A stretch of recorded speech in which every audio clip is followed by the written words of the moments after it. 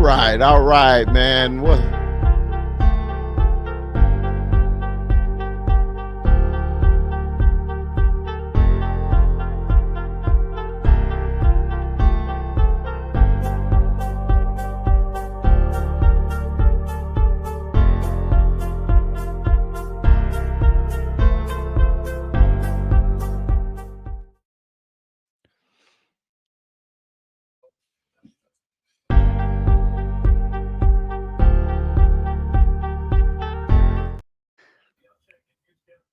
You're A little muted. technical difficulty.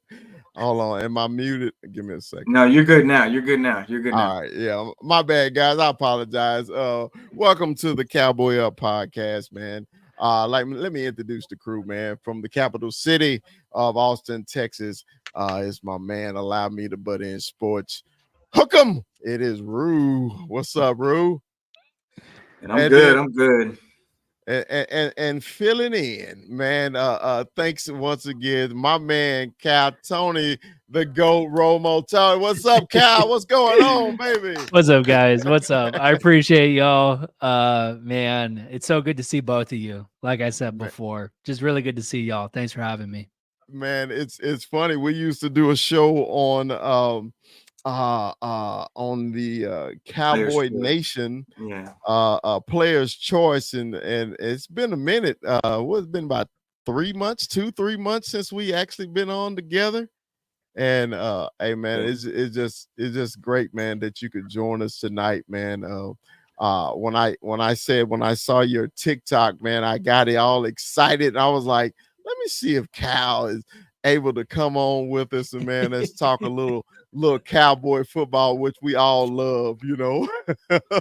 So it's basically, man, it's the elephant in the room today, because basically Jerry Jones said we ain't extending nobody.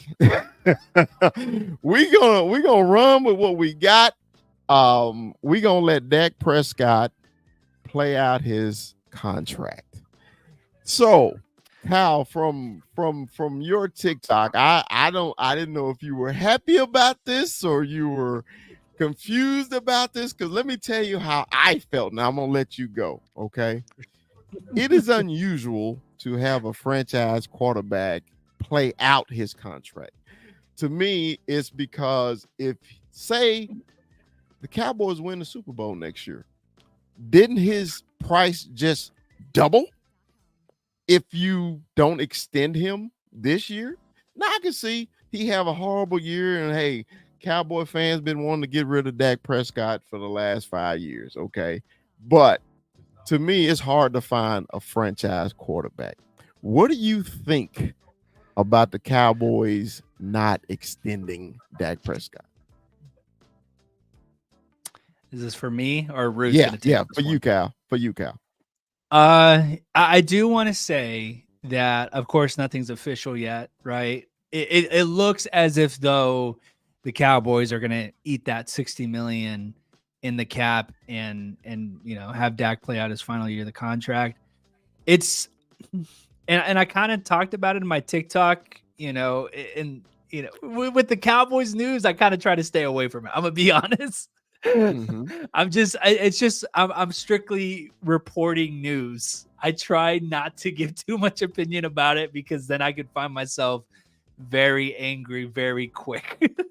Especially, so I get it from a financial perspective. 60 million is a lot. It is a big cap hit. But I think, Dak Prescott had such a great year. You look at the stats: 4,500 yards, 36 touchdowns, 9 interceptions. Any other quarterback in the league puts up those numbers, he gets his contract. But it's just those two sitting up at top, Steven and Jerry. They love to be very stingy with their money, and they have been a headache this entire offseason. I'll just say that. Headache? You just putting it nicely, Cal. A headache. I mean, I know as Cowboy fans, we should be used to this, but it seems like every year it get worse. It seems like it get worse. It doesn't get better. it gets worse in that front office, and you try to figure out as a fan, a content creator, of the Cowboys, you just try to figure out their next move. And to me, it like they don't have a plan. They never have a plan, and I think this plan is the wrong option. Rue, what you think, bro? I hinted at this a couple weeks ago. I think when he said he was all in, he's all in on Dak Prescott, proving that he's going to be that guy for this team during the times that it matters. That's really what this boils down to for me. And I feel like Kyle hinted at it on the video, and I'm just going to come out right and say it. The writing's on the wall. Everybody's on their last year. Dak's on his last year. McCarthy's on his last year. We could be talking about a full-fledged shift into a rebuild before you know it. And it wouldn't be an absolutely crazy thing. Dak Prescott has been with us for a multitude of years, and he has 2 playoff wins to show for it. That's really what it boils down to when you really look at everything, because when it comes to the numbers, he's put up the numbers. He's put up the numbers. But when it comes to the wins in January, February, he's not even there. Late January, he's not there. These games are not happening for us, and we're not winning them. And not to mention this, as much as this loss in the playoffs was a kick in the teeth for us, you got to think Jerry had to be feeling some type of way about that too. Right. 6.5-point favorite home playoff teams don't lose. Yeah. That's not how that works. Like, it's few and far between that you see that kind of stuff happen. Touchdown favorite playoff teams win. They might not cover, but they'll win. Yeah. Well, I just don't feel good about this. I really don't, man.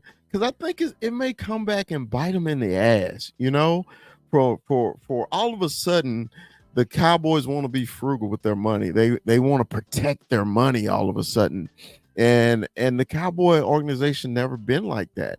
And especially as fans, when we're expecting, and when we get, I know we keep saying this, it was a straight out lie when he said that he's all in.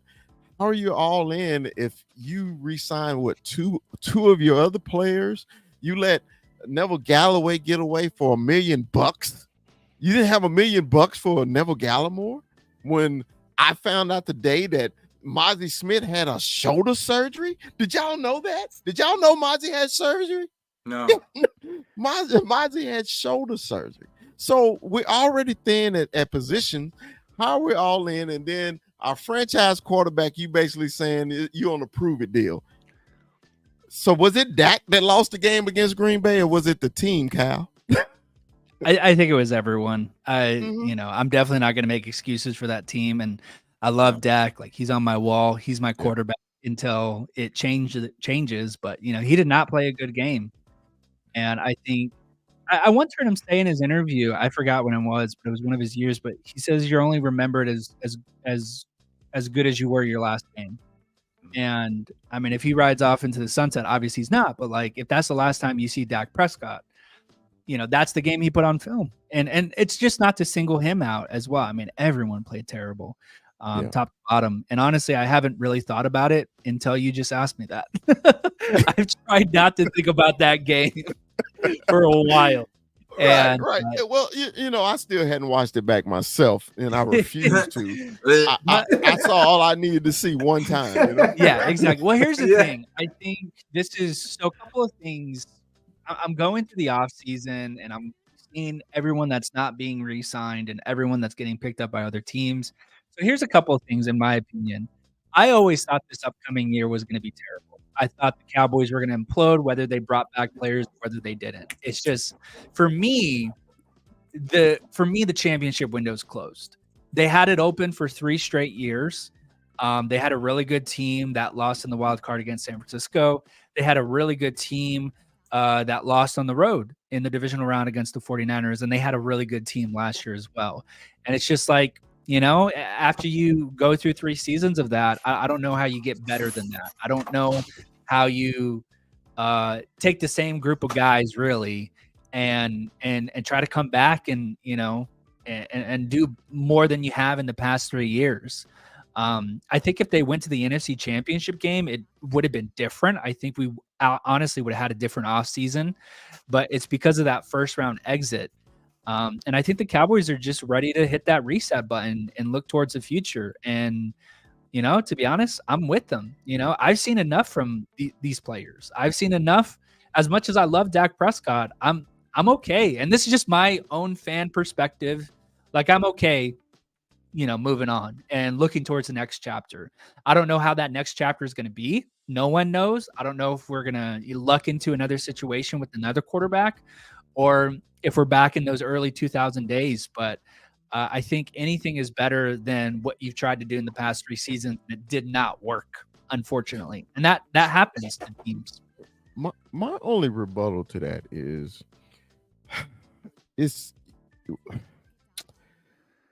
the grass sometimes is not always greener.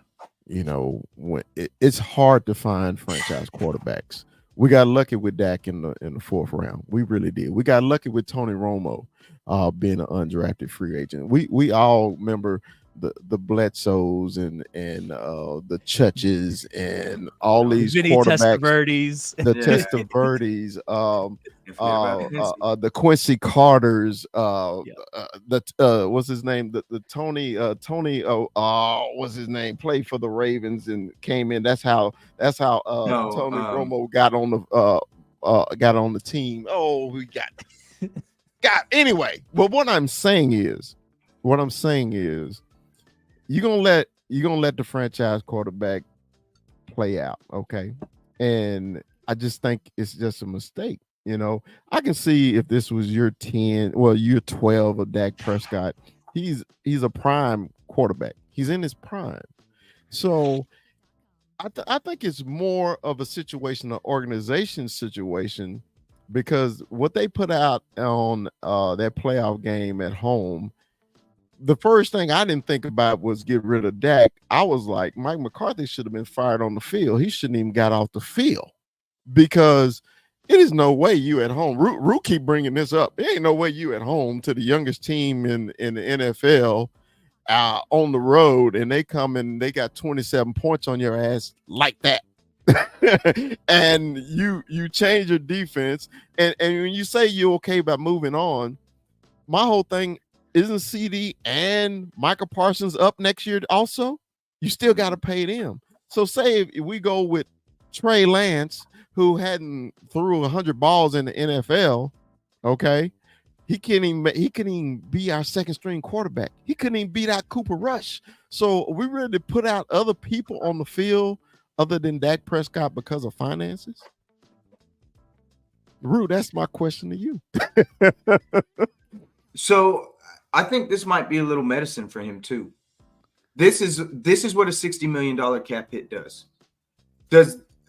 If he goes into this season with the minimal moves that they've made and the pieces that we've lost and the holes that still need to be filled on this team that are by all likelihood going to be filled with rookies and second-year players and, some guys that are coming back like Overshown, and obviously we get Trayvon back. So it's like we're really relying on a lot from this team, and it's all going to fall on the shoulders of Dak Prescott. For me, I'm torn because everything that I said that Dak Prescott was going to do last season literally came to fruition. I remember I told people he's going to throw for 4,500 yards. They looked at me like I was nuts. Like, Dak is not throwing for 4,500 yards. I was like, okay, then we'll see. And sure as shit, it happened. The single-digit interceptions. I won me some money off that this year. Telling you right now, I took a few bets on that. Plenty of people were taking that. Oh, he's throwing 10 for sure. All right, cool. Give me 9 or less. Let's go. And everything came to fruition. But then you think back, right? And what's been the knock? What happened against San Francisco? Yeah. What happened against Arizona? What happened against, and forget Arizona. Let's think about the big games, right? Like the actual games, the games against the Buffalo game. The Buffalo game, the playoff games, and that's multitude of playoff games because he shit the bed against San Francisco last year too, or the year before too. Yeah, he was decent against Miami. He could have played better against Miami. He was better against Miami, and we got really lucky in that game because Yeah. CD doesn't get into the end zone. We get the call at the end of the game. We get another shot at it, and we get to go in. So it's like, all right, cool. All that's well and good. And the fact is, the man's got 36 wins in the last 3 seasons. Yeah. That's not easy to do in this league. But I feel like they realize what the ceiling is at this point. Mm-hmm. And that's really and this is the gamble that they're taking, because if he comes in and goes to the NFC Championship game this year, goes to the Super Bowl this year, puts the team on his back and takes it completely over, he's getting paid. Oh yeah. He's getting paid because he's like, I don't care about your cap hit. I did this with nothing. Now what? But if he doesn't, and it's the same thing that we've been getting, because for me right now, we said this last week, I feel like this is a 500 team right now. I feel like we're an 8 to 10 win team. That's what I feel about this team right now as we sit here today. And it's just hoping that everybody comes back that we need to come back, because we still got problems at linebacker. We still got problems in the run game. We got problems on the O-line now, which is a new problem for us, but it's still a problem. Because I remember when Chuma Odoga was coming in for Tyron Smith, we were feeling the pain. We weren't very happy about it. So it all boils down to what he's able to accomplish, because it's going to be a rough road for him this season. Now, he's still got some weapons around him. I still feel like he needs more. You know, I feel like CD still needs a solid, very good, reliable 2. I mean, we just lost Michael Gallup. All he has next to him is Brandon Cooks. I don't think Brandon Cooks is the same guy. We only got 650 yards out of him last year.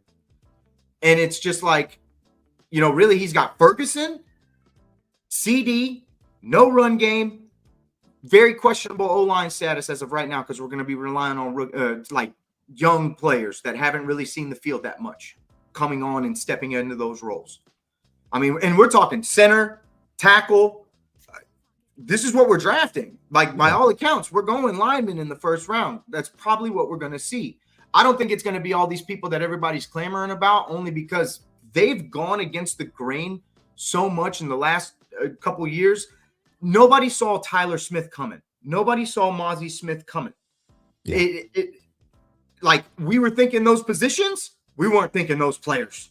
That's not what we were thinking. So where their head's at in terms of where they're going to go with that is completely up in the air for me. But this season for Dak Prescott's going to be everything, because he's going to get signed by somebody. If he's a free agent quarterback next season, like Kirk Cousins was a free agent, if Kirk Cousins got what he got, Dak going to get paid. Dak's going to get paid. There's no doubt in my mind that somebody will come in and pick him up. But is it really like, are we going to miss him? We'll find out this season, because it's like, if you're going to keep demanding these record-breaking contracts, well, you got to put up more than the first-round exit at home. I mean, come on. And that's really where it's at with him. Kyle, do you think this is the proper solution? I know you said you were okay with it, but do you think this is the proper solutions for the Cowboys at this time, by not extending him? You know, because we can't afford no mistakes. If they make a boo-boo here, he's talking about he don't have no money right now. Hell, he's gonna have to file for Chapter 11 if Dak pulls off what we hope he can. But do you think it's the right solution for the Cowboys? That's a tough question, and I think the Cowboys are just really in a tough predicament, and rightfully so. Like, this is still all on them. They dragged their feet into the first contract extension with Dak, and you're seeing the effects of that even right now. You know. So I think there's 2 ways of approaching it. Is if they were really all in, and I hate to say that because Jerry said that, but like, honestly, if they were really all in, they would have extended Dak, because that would have created room in the cap space, and that would have created room to get CD and Micah. I mean, that was all everyone ever talked about all regular season. So that creates up enough space, and then you could sign your free agents, re-sign people if you want to. Which actually, you know, with the people that left, I'm actually not surprised by a lot of them. I think the people that left are people that I had expected to leave. So I know people were very, you know, dramatic about that and being like, you know, the Washington Commanders are taking everyone. Well, it's like, you know, a lot of the, you know, I'm not too worried about them. That's fine. There's 2 players that I was actually worried about leaving. It was Jordan Lewis and Stephon Gilmore.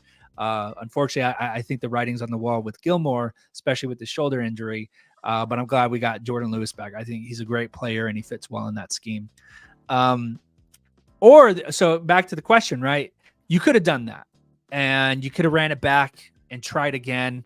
And by definition, you're going all in. Or you can look at the state of the franchise and the organization. And I think in order to understand a move like not re-signing Dak Prescott to a big contract extension, it needs to have a long-term perspective. You have to see the 3-4 year plan, because if you don't, it's still going to hit you not even this year, but next year. Like Dak is going to have a cap hit against this team. I think it's about like 25 or 30 million. And even if he goes and plays for another team, like it's still going to hit us. So I think the Cowboys are just trying to get out of that to hopefully get back to a place where, you know, they can start all over. And, you know, it's tough. It really is tough. Like those are your two choices. And I could see them going either way. But for me, I was ready to move on. I'm ready to move on. Like I said, 3 straight seasons, early playoff exits. You know, Dak has more losses in the playoffs than Tony Romo ever did. And I think the Cowboys are actually in uncharted territory, because with Tony Romo, they kind of knew what they had with him with that situation because of his injuries. And so it was easier to move on from him, especially Dak coming in 2016. With Dak right now, they're in uncharted territory because this year would have been equivalent to Tony Romo stepping away. But right. Dak Prescott instead had an MVP year. And, you know, he should have won MVP, but there's this running back in Baltimore that won it when Dak Prescott actually had a better year statistically. And so they're in uncharted territory. And I have no confidence in this organization. They have no idea what they're doing. They run this team as a business, not a football team. I mean, we've seen that with moves with Amari Cooper. Jerry Jones got his feelings hurt by Amari Cooper, so he traded him away for a bag of chips in Cleveland. And Cooper's still putting up the same numbers that he did in Dallas in Cleveland. With and no that's an example. Yeah. And on top of that, you chose Michael Gallup over Amari Cooper in that situation. That's the other side of the coin. You just released Michael Gallup, 5 years, $62 million contract, and he never played the full amount of that. So this organization has no idea what they're doing. And you see it with the small contracts even this year, not re-signing Tyron Smith. It's like, oh, we can't afford if he hits his incentives. No, you shouldn't be thinking that as a football team. As a football team, you want your player to hit his incentives because that means he was on the field for you and it helped your team. But they're not seeing it that way. The Dallas Cowboys are run as a business, not a football team. So that number scared them from making a move that they probably should have made to make their football team better, especially in a contract year, not only for your quarterback, but for Mike McCarthy. So I like to say that I like the long-term perspective of not re-signing Dak and hopefully, you know, resetting the market and resetting the franchise and this team. But, you know, I'm fooling myself if I'm thinking that these guys are that smart to be doing that.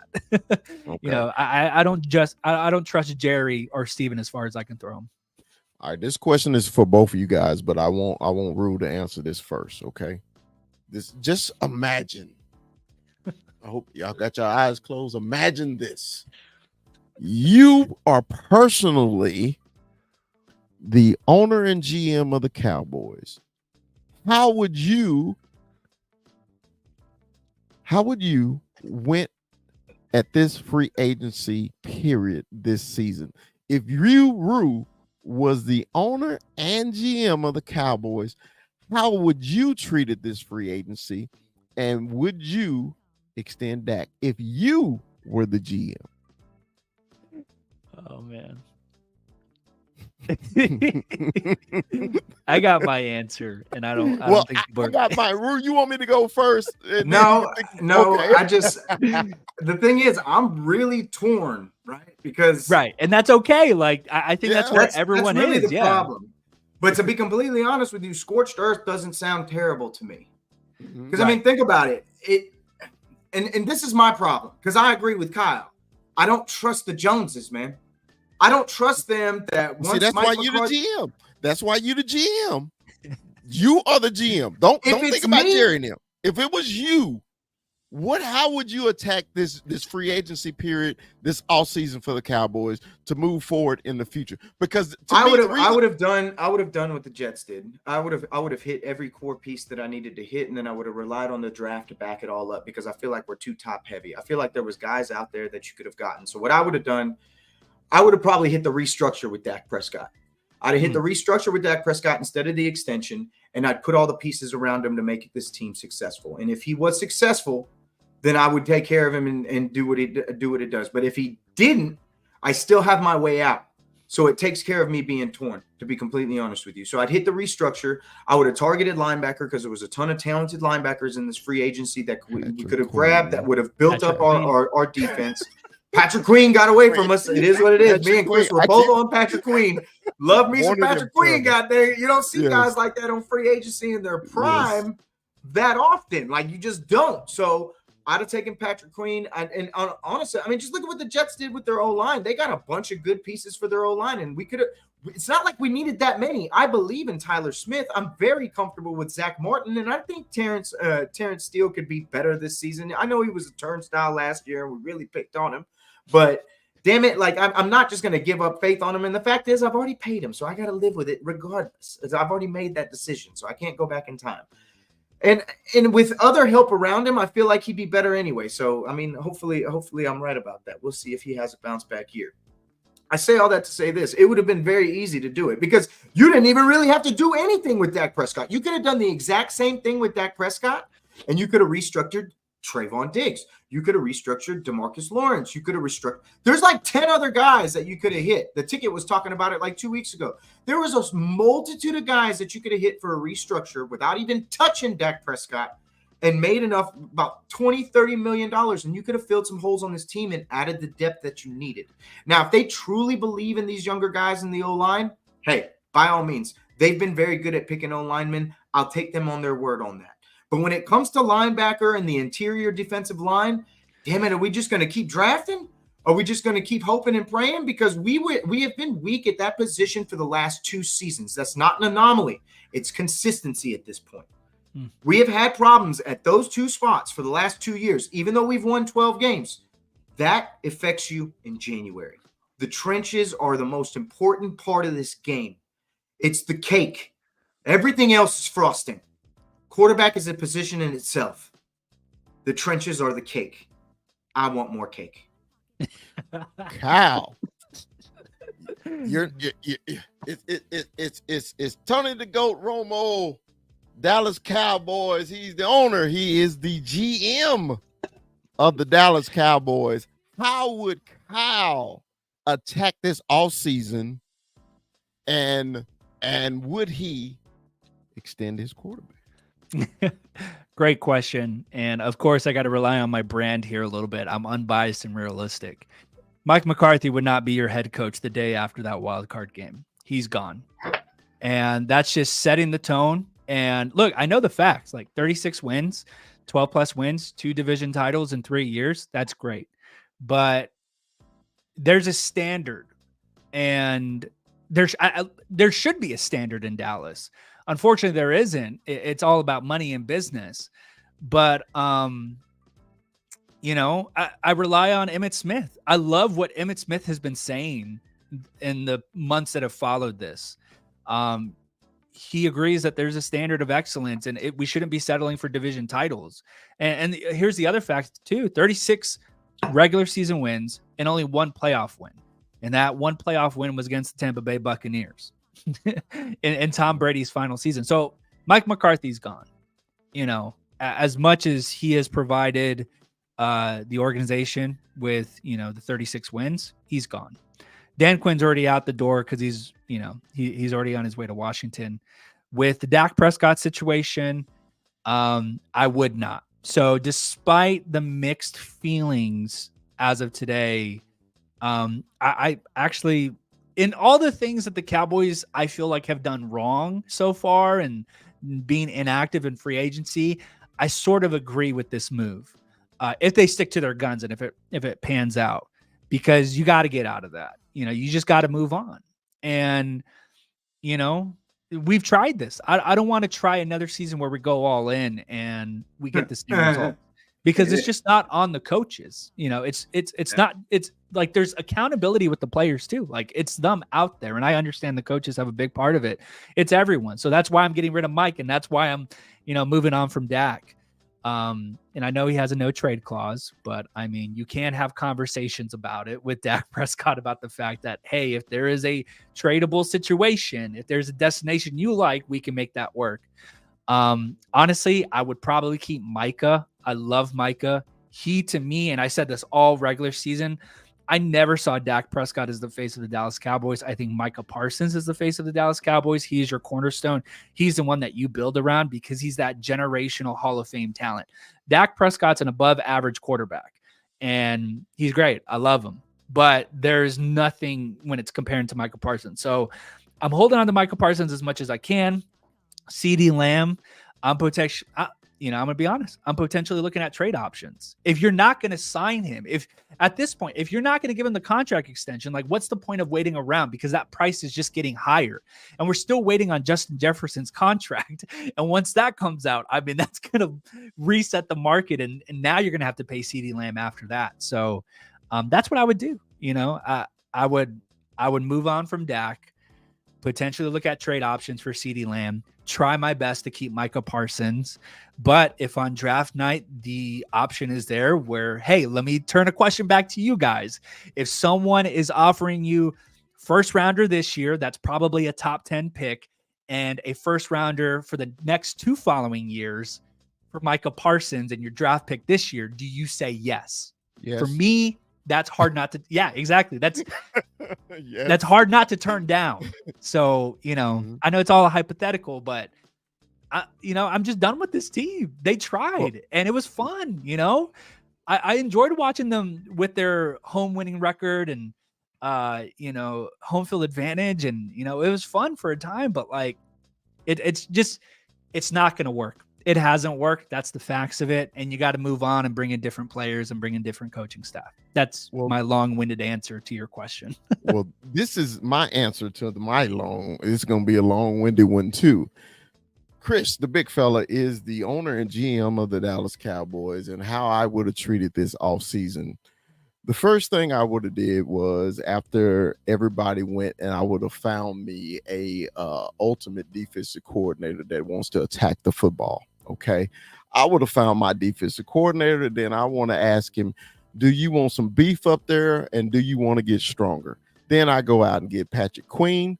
Then I go out there and get me the biggest defensive tackle I could find to put him next to Mozzie and Odigizua, and we'll stop the middle. Because I always say this, in football, you got to be solid up the middle. You got to be solid at quarterback, you got tailback, at center, at nose guard, at middle linebacker, and at safety. It's up the middle. You got to be solid there. So I'm going to go get solid in the middle, okay? Right now, everybody was, I think the Cowboys are going to be stuck at Hoffman at center. So they're not going to draft a center. So it look like they're going to go tackle, or they're going to go defensive tackle. But I don't think a defensive tackle is going to be there at the time that they're going to draft. So then I would have told Dak Prescott, Mr. Prescott, I'm going to extend you, and I'm going to give you everything that you need. But once I give you everything you need, if you don't perform, then we got a problem, and then I'm looking to trade you. But the number one person, because I've said this on the show earlier when we started the Cowboy Up podcast, Mr. Micah Parsons, either you're all in or you're all out. Sometimes he can be all out because all he think about is me. I don't want to play linebacker. I want to play defensive end exclusively. And then I would say the best time to get the greatest value is to trade Micah Parsons and give me 3 first rounds. I do it. Trade him. Boom. Now, if you have to rebuild, you got capital to rebuild.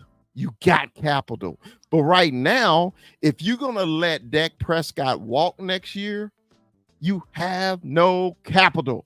What do you have for it?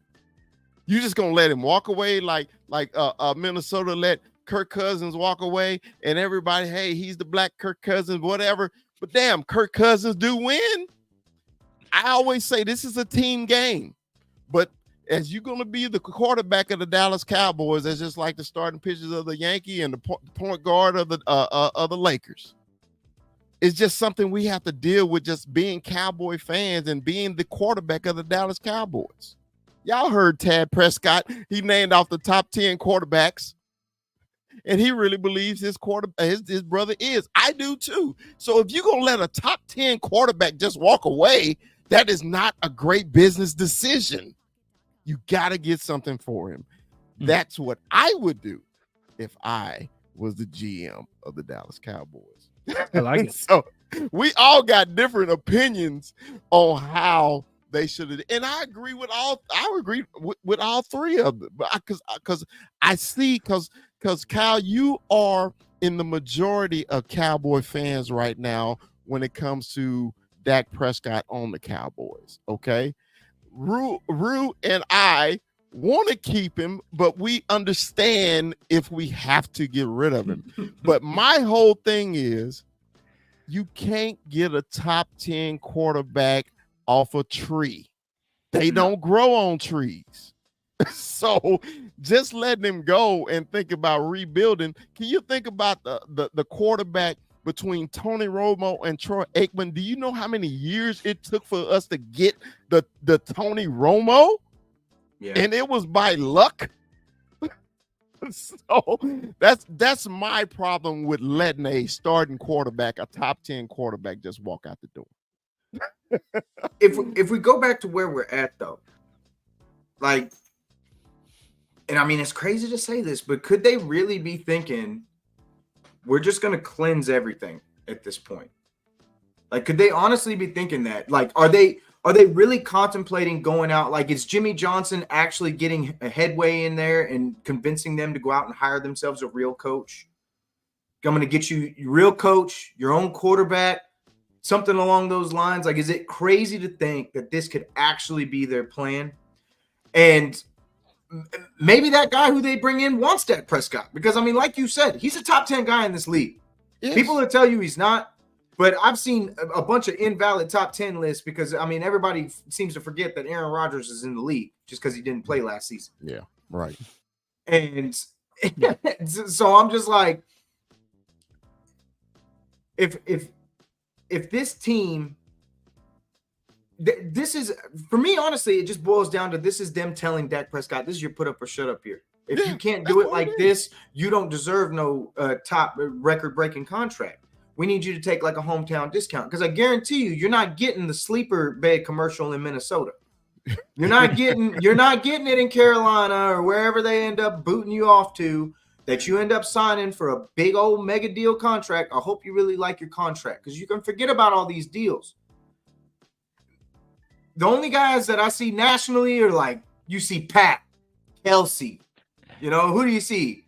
It's not like everybody's not out here like that.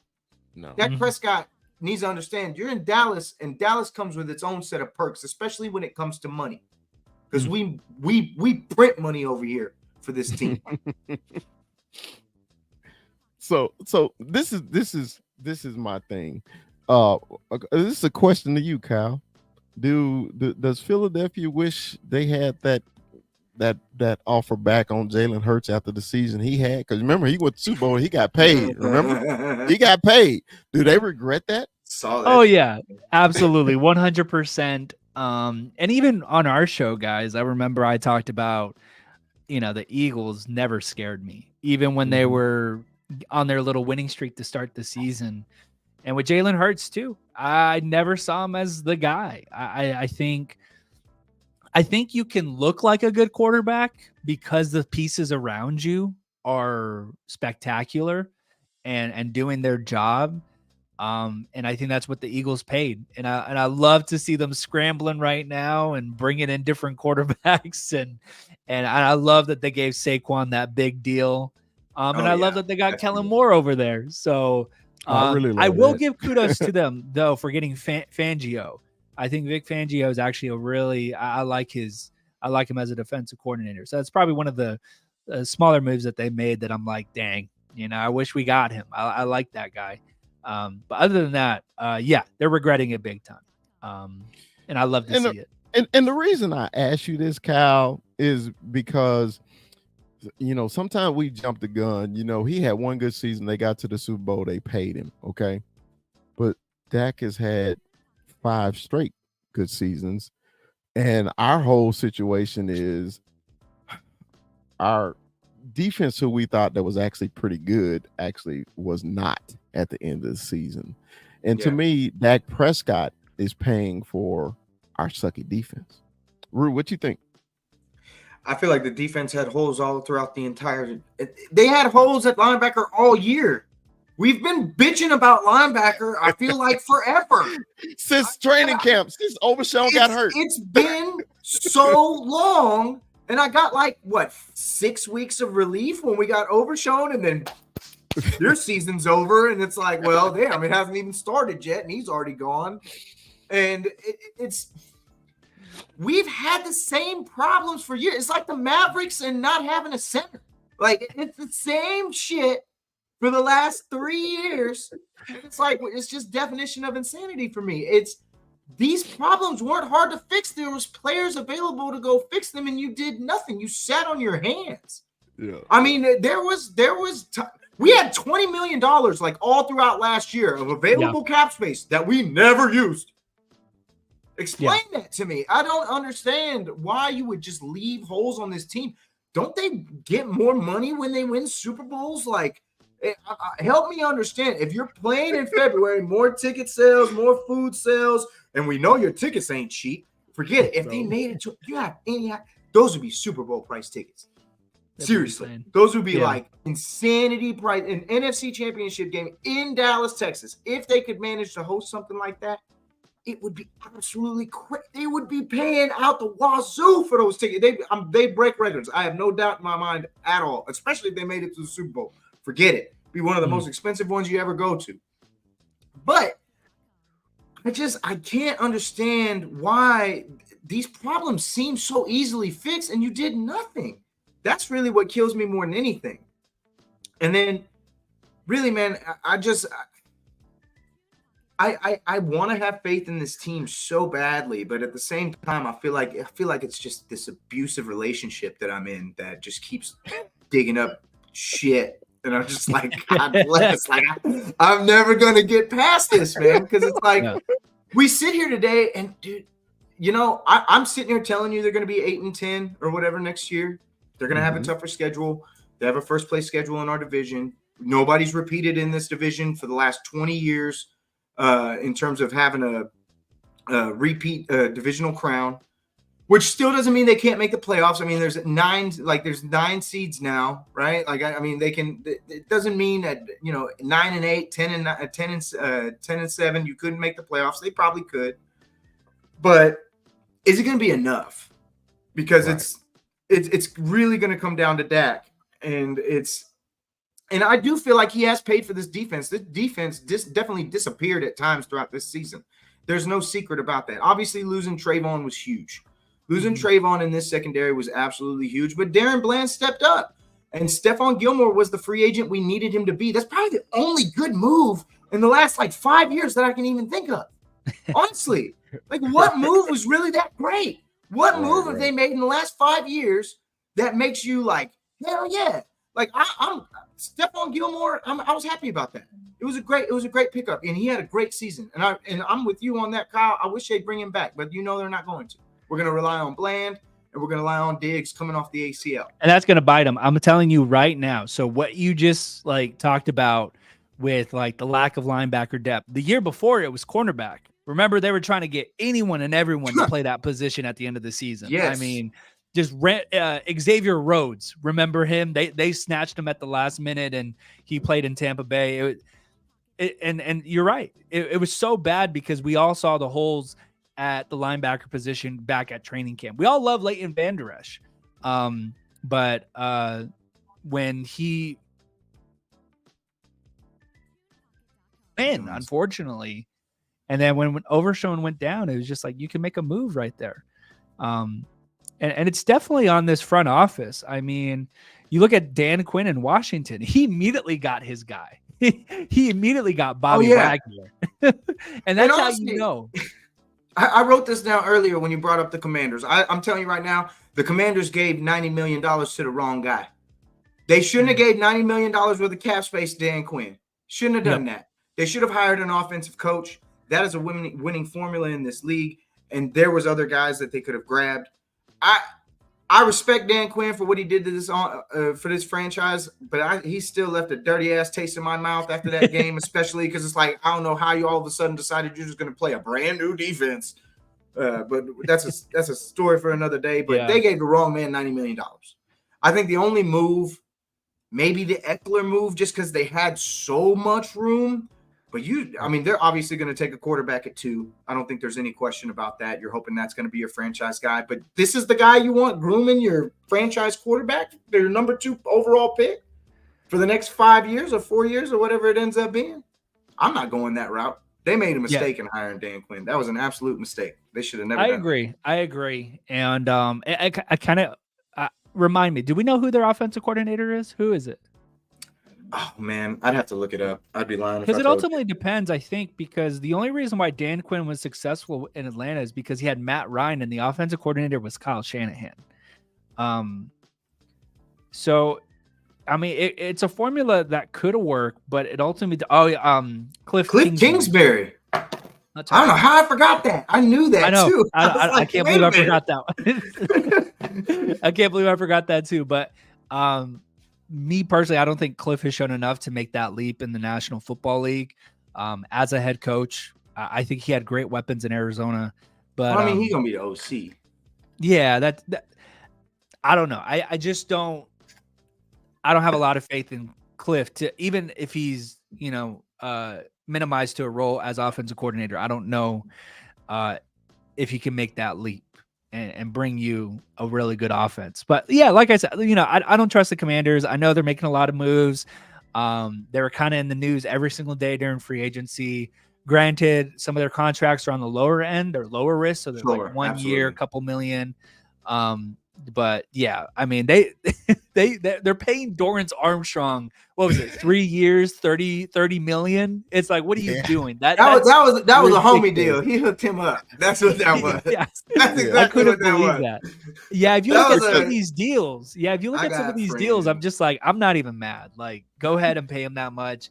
Maybe Biotish was the one that I was kind of like, I kind of wish we kept him. But even when I look at the contract, it was like 3 for 34, and I was just like, yeah, no, I'm out on that one. That's crazy. So yeah, Washington, spend your money. I was indifferent on Biotish.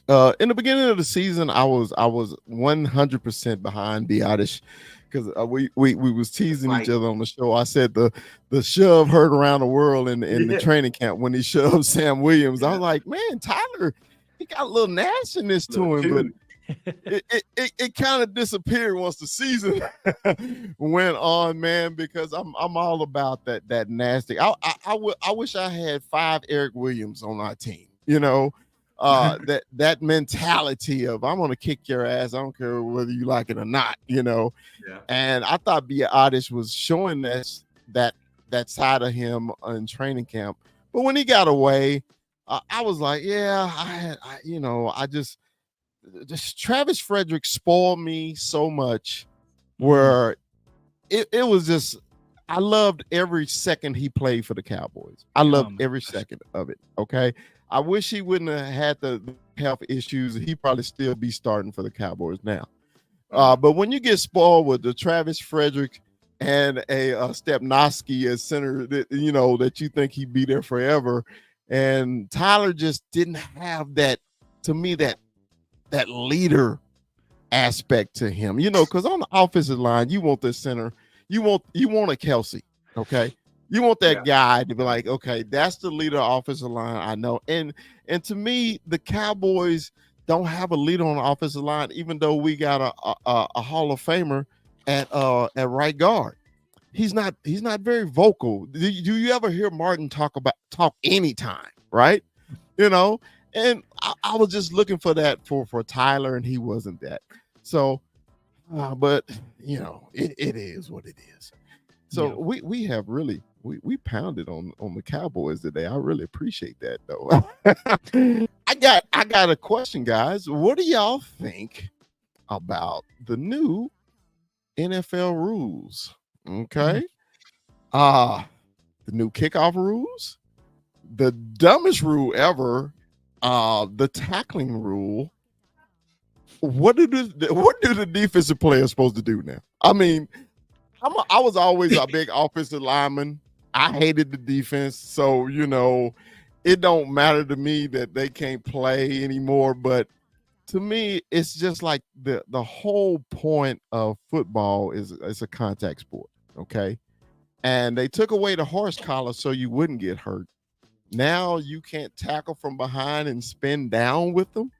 That to me is going to be an issue because say if somebody's breaking away and you got somebody with hell of a speed to go get somebody, so does he have to run in front of him now and tackle him? And because you're going to be afraid that you're going to get a 15-yard penalty for tackling somebody to the ground.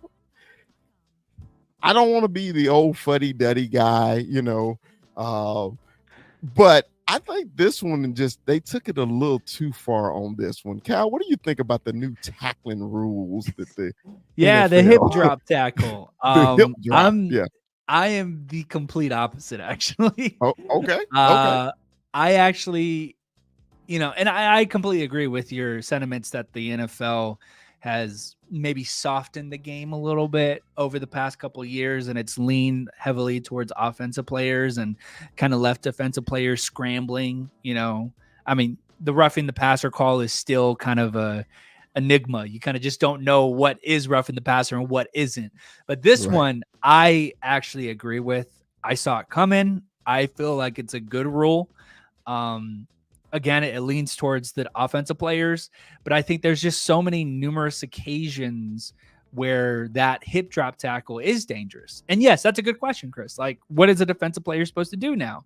But, it's the injury that broke Dak's ankle. It was the injury. It was the tackle that took out Tony Pollard in a playoff game. And if you guys remember, Aiden Hutchinson in the Lions and Cowboys game, when he sacked Dak twice, he utilized that hip drop tackle as well. And one of them was really rough where it almost injured Dak. I think it was maybe Tyron Smith or Terrence Steele that was holding Dak up. Yeah, exactly. He was holding him up, and thank God he was there because you don't know what's going to happen. So I think it's one of those things where I was kind of surprised to agree with the NFL on this one. That that one makes sense because it's such a lethal tackle. It's tough because that's a technique that goes way back, not just in the professionals, that's college, that's high school, Pop Warner. So it is definitely going to be tough to officiate. It's tough. I agree. Like, how is an official going to make that judgment call? And now you're going to put even more pressure on them that could change the game. I mean, I think it's 15 yards and an automatic first down if it happens. But all in all, I think it's okay. I'm okay with it. I think it keeps the players safe because it is it's a tough tackle. It can hurt people. Rue, what you think about the new rule? The hip drop tackle? That's what they call it. Yeah, it's a hip drop tackle. Hip drop tackle. I hate this rule. And the reason I hate this rule is because we already do so much for the offense. And you know what? The main reason I hate this rule is because it leaves so much to interpretation. Yeah. These guys miss calls all the time. And now it's like, this is what we're doing. This is going to go away just like they had something else go away last season. What was it? They brought in something new last year that they're already taking away. I forget what it was. But either way, it doesn't matter. All I'm saying is, what the hell else are these guys supposed to do? These guys run with a lot of force, and I get it. Like sometimes it's malicious, right? You can interpret it like the Aiden Hutchinson one, that you bring up.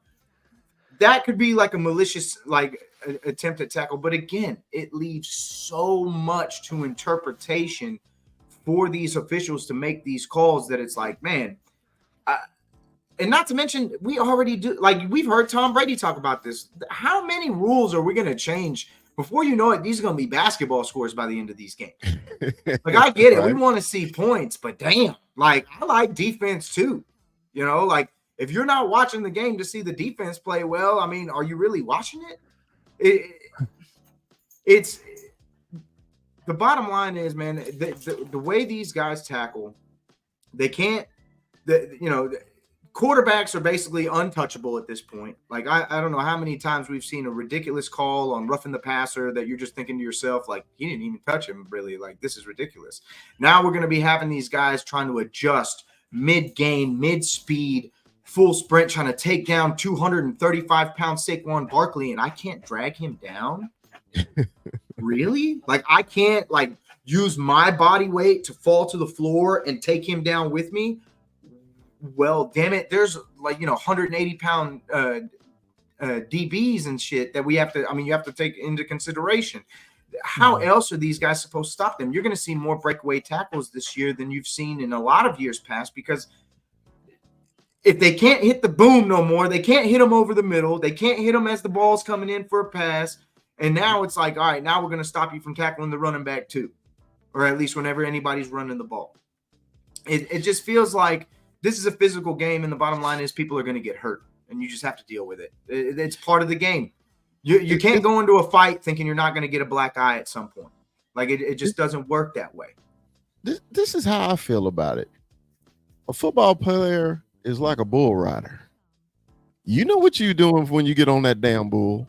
You know what that bull can normally do to your ass if he buck you the right way, right?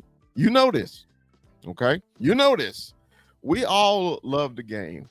I play the game because I absolutely love it. I broke my ankle playing football, but I broke it because my cleat got caught in the sprinkler in the ground. Things happen in football. Of course, we don't want anybody to get, just like Leighton. Leighton retired because he got hurt too many times. It's a part of it. We don't want it to happen, but we know it's a part of it. Okay. Now, the NFL, I can give them credit. They have put in safety measures to help out the most vulnerable players, the wide receivers and the quarterbacks. I can understand that. Okay. But the key of football is to stop the ball and to score the ball, right? So if you can't do one, to me, you're defeating the whole point of playing football. If you can't do the other, if you can't actually stop the ball. So, but we'll see. I think what they're going to do, they're going to call it like every preseason. They're going to call it tight in the preseason. And then in the regular season, it's going to be up to the referee's discretion. Because, man, can you imagine you playing somebody and they break for a 90-yard touchdown in the playoffs and he tackle him to save the touchdown to win the game, and they call unnecessary roughness on a tackle? Well, and not only that, man. Like that. I'm like, what? We just won the game for me. And didn't this rule and didn't this style kind of come up as they were trying to take away the head hits in the tackling scheme? Like, that's a big part of why this is. So we're getting away from that now. I thought this rule was basically it's the horse tackle. That's why they start tackling like this, because you couldn't horse. The tackle horse collar anymore, tackle right? makes total sense to me. The horse collar tackle, that makes total sense. I agree with that. That makes total sense. You're bullying somebody, like you're bending them in a weird way. Yeah. That makes total sense to me. Yeah. This is not the same. This is guys getting rolled up. These things happen, man. Talk to an interior lineman. Talk about getting rolled up on. At least the guy that's rolling up on you is only like $180. These guys are like 400 pounds, man. Exactly. All right, man. We're right at our mark, man. We got our final thoughts for the day. Cal, I'll go first. Then I'll let Rue go, and Cal, as I guess, we'll let you finish. Real quick before we move on, I want to talk about the kickoff, man. Oh, okay. Welcome back to the kickoff. Go ahead. Welcome back. I missed you. I missed the electricity from the kickoff. Right. Because after the rule change and they moved it up, it was basically like, why are we even doing this anymore? Like, what's the point? You're just going to kick it out of the back of the end zone. We're going to call it a day. Like, forget it. This is done. Yeah. The kickoff is officially back, and I'm actually excited because now you actually have to scheme for the special teams. You have to scheme for the kickoff. You're going to see some kickoff returns, boy. I'll tell you what. You're going to see some kickoff. It's going to be bad. Yeah, I'm so happy. I'm super excited for the kick. I love what, bro. Tell me this. the only reason you remember the biggest thing, I bet you anything, if you really thought about the Peyton Manning Super Bowl when he was a Colt, what do you think of? You think of Devin Hester's kick return, opening drive, like you're just damn, like it was crazy, and I'm so glad to have it back because I love the schemes on kick return, and I love that they took something from the XFL because there was a lot of things that the XFL did that I really actually enjoyed before COVID happened, and they got stolen away. They were doing some really great things. How quickly they reviewed, how they implemented the kickoff. There was different things that they were doing that I was very happy about. So I'm glad that they went and thought outside the box and went and got that and implemented it because I love kickoff, man. I love the return of the kickoff. I'm so happy.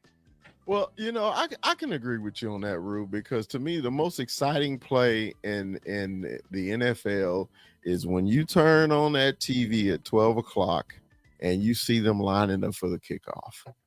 That's the most exciting. You're like, oh, man, I can't wait.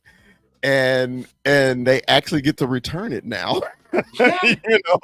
They actually get to return it. I mean, because to me, before you took away a part of specialty players.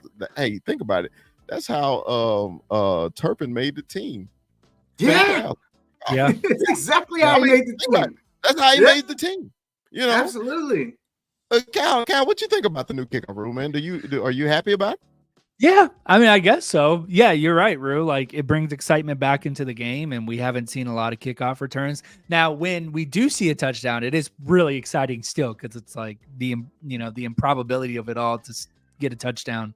But this helps. Hopefully Turpin can run a few back for us. I was kind of, I didn't really care, to be honest, because you never see kickoffs because you're right, they always kick it to the back because they took it away from us. Man, I'm telling you right now, there was times like if there was certain guys back there, you were watching kickoff. Like, right. All right, you might break one. Let's see it. Like, there was guys that played that position that you would sit down and watch kickoff for. Like, I never missed a Devin Hester kickback. Dante Hall, Deion Sanders, like these guys that could kick return. Shit, even Tony Pollard. Tony Pollard. Yeah, Tony Pollard had a big kick, has had some big kick returns. Punt returns, I think, more. But I love seeing that. And remember, you used to stick your first round or second round receiver that you were hoping was going to be your next big guy. That's usually the guy you see back there. See if he's got that. Remember when Dez was returning punt returns? Yes, punt returns. But wasn't it exciting though? It was exciting. Yes. Dez is returning this. You knew something at least electric. It changes everything about the kickoff. It makes you have to pay attention to the kickoff now, because now you have to pay attention to the kickoff. Because before, I mean, after the rule change, it was like shit. They just go grab a beer real quick. Like, I'll be back. because every kicker in the NFL kicks it through the end zone now. Yeah, every one of them. Yeah, everyone does. So, all right, man. Let's go with our final thoughts of the day, man. Our show today, man, has really been focused. It's been a Dak show. We've been talking about Dak in the front office of Jerry Jones and everything like this. So my final thoughts is this, okay? I've been saying this for a while. I am a proponent. I'm a Dak fan. I'm a Dak lover because I figured if he's our general, you got to be behind the general and let's march into battle with him. But right now, it seems like the Cowboys have took our 5-star general and made him a colonel. I really think that's what the Cowboys just did because they're telling me that they don't have faith in him to extend him. It's not a money thing. It's a performance thing in one game. So the Cowboys have decided, hey, Dak, you got a one year prove it deal. If you prove it, we'll pay you. But I think it may backfire and Dak could say, I'm out of here. And if Dak gets out of here, Cowboy fans, hold on, because you may get what you wish for. So that's my final thoughts. Rue, what's your final thoughts tonight, baby? Honestly, man, first and foremost, Thursday, the Texas Rangers defend their title, baby. Opening day. First repeat since like 98, 2000, baby. Yankees. Let's get it. We brought everybody back. I get my Bombi.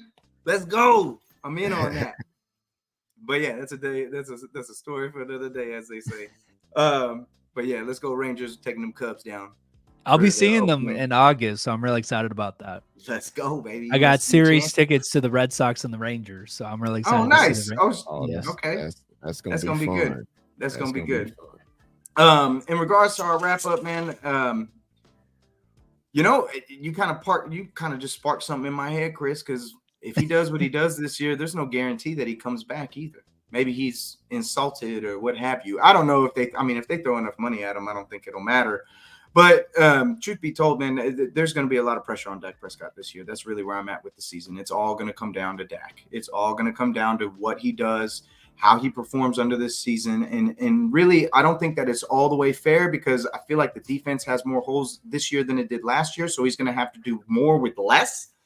And honestly, man, I'm not the biggest fan of McCarthy. So I'm just like, I don't really know what to expect. I feel like, and what's crazy is the reason I'm at 500 with this team, 8 to 10 wins. The reason I'm hovering around that area is because of how good Dak Prescott is. I believe that with him, they can win that many games. And even with what they have, because he is that good, the fact is you were going to gamble at the beginning of this season, regardless of what you did. You were going to gamble and extend him. You were going to gamble and restructure, or you were going to gamble and do nothing, just like they are right now. And it's all going to come down to what he does in the weight of that moment, because he's got expectations. The NFC is still wide open. I mean, who do you really fear? I mean, the fact I know we lost and everything else, but do you really fear anybody? Do we really fear Green Bay like that? I think the only Goliath in the way is really San Francisco. And we still don't. I mean, they could take a step back too. You don't know. I mean, Brock Purdy's still young enough to where you might see him fall off a cliff. We've seen it happen before. And they've got their own contract situations going on over there. So just to end it, I just hope that Dak is able to prove everybody wrong, honestly, because, I mean, nothing more that I want than a damn Super Bowl for this team, or at least to go the distance in the playoffs and play a nail biter in the end. I could live with that. I can't live with what I just saw, though. Kyle, man, once again, thank you for coming on tonight. What is your final thoughts for tonight's show, baby? Yeah, absolutely. And once again, guys, thanks again for having me. It's good to see both of you.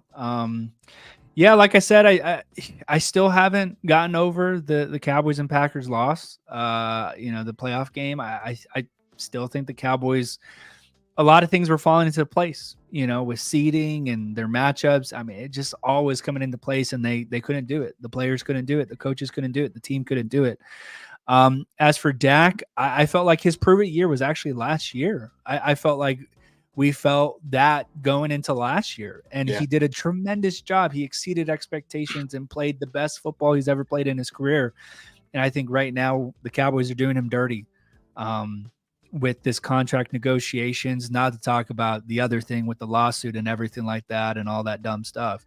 I just feel like you guys talked about Dak Prescott, say if he goes to this year, has a great year. If I'm Dak, I'm gone. It wasn't this offseason that he should have felt disrespected.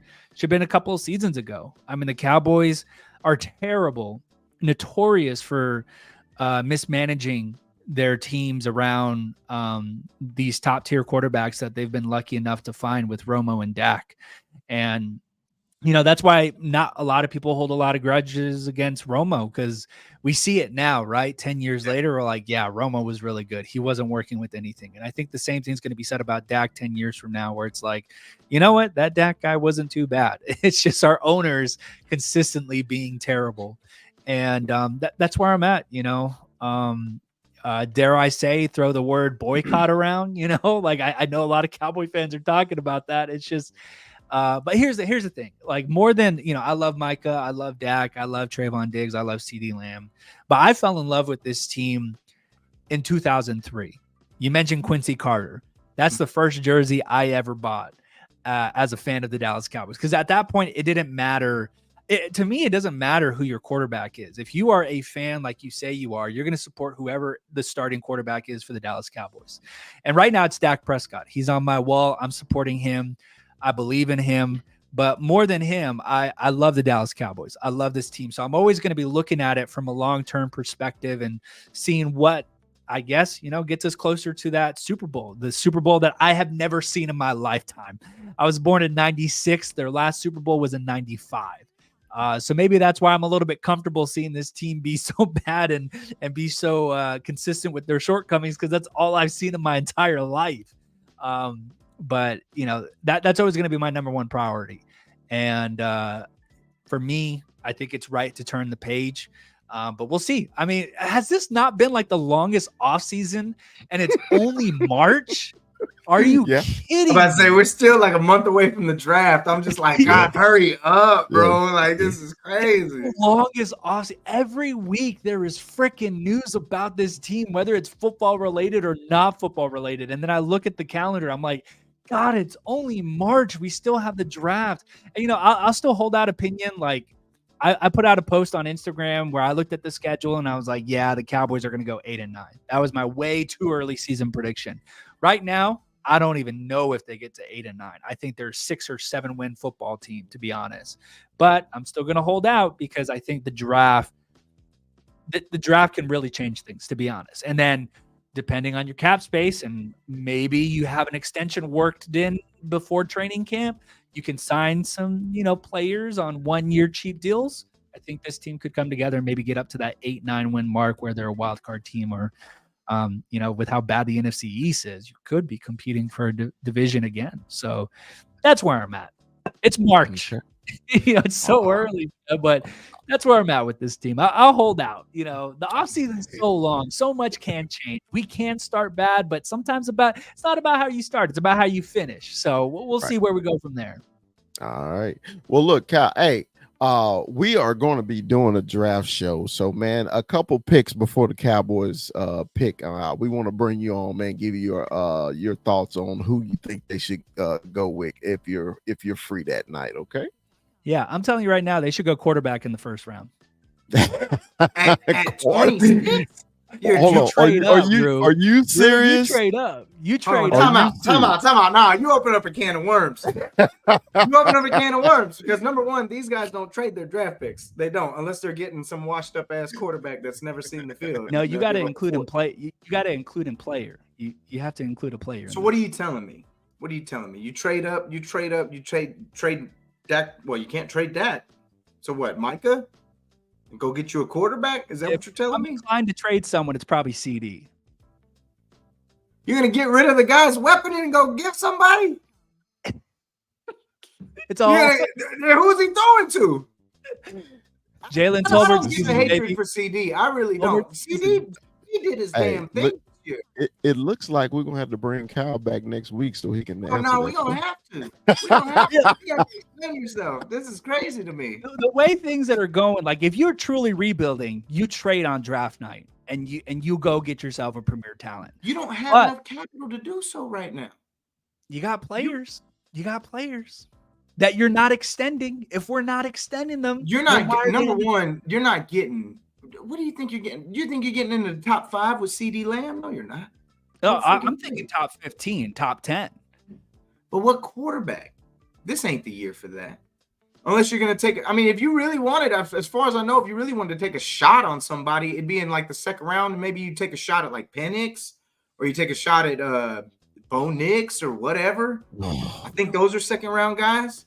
But I like Penix. I'm not gonna lie. I love Penix. I've gotten a lot of slack on Penix just because he's left-handed or whatever. I'm telling you right now, that kid wins though. I know quarterback stat, whatever you want to call it, that kid wins as a dog. And he played what he did in Washington was absolutely outstanding. I love that kid. I really think he's going to be a steal in this draft. Why I think the Cowboys need to approach this a different way with their quarterback search.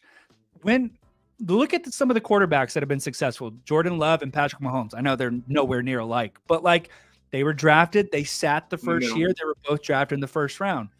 As a fan, I don't like the idea of like leaving it up to chance to see who our next guy is. Like that search needs to happen now. It should have happened 2 years ago. I think Mike McCarthy thought he's found something in Ben DiNucci, but like I like that. I like that approach to it. If we're playing around and messing around like the Cowboys are this offseason and not being all in, why not? Why not go first round? I got a question for you. Isn't that why you traded that 4th round pick for Trey Lance? So why would you draft a quarterback the 1st round this year? It makes no sense. Well, we are talking about the Cowboys, though. I mean, you gotta remember who we're dealing with here. Cal, we are talking about the Cowboys. So if that happened, I'd be like, that damn Cal. I'm gonna be cursing. Damn it, Cal, he did it again. I agree with you. I think Rush was great for those first 6 weeks last season, but like you got to give Trey a chance now. Like year before. A 4th rounder is like draft capital, like if it's a 6th or 7th, which is like what the Pittsburgh Steelers gave up and what the Eagles gave up, but you got to give Lance a chance. I don't know if he's the answer, but like you got to give him a chance at some point. I'm excited if he plays in the preseason. I think he should. He can play a lot in the preseason. He is. Hopefully. I don't think Dak won't touch the field preseason. Yeah, he ain't gonna play at all. So, he gonna be on the sideline with his clipboard. That's what he's gonna be doing. This is wondering what team he's going to the next year. Anyway, hey man, everybody, thank you, man, for joining the Cowboy Up podcast. Let me give some shout outs, man. John Carter, Ivan Sosa, man, that was in the comments, man. Man, Armando, he had to work a little late tonight. Was in the comments today, man. Appreciate y'all, man. Joining the show. And let's see who else was in here. Limke, John Center. Limke, yeah, okay. And Trackhawk was in here. Robert Barron, what's up, man? Appreciate you coming in and joining us, man. So this has been the Cowboy Up podcast. It's every Tuesday night at 7 o'clock Mountain, 8 o'clock Central Time, man. Y'all join us. Hey, Cal, shout out your social media real quick before we get out of here, brother. Yeah, for sure. At Tony Goat Romo. I'm on YouTube, TikTok, Instagram. Check me out and be sure to like and subscribe to these guys here. They have an awesome show, and I've worked with them quite a bit all last season. So they're awesome group of guys. They're awesome. So be sure to like and subscribe to them. We'll appreciate you. And as we always say, Dallas Cowboys for life. Peace.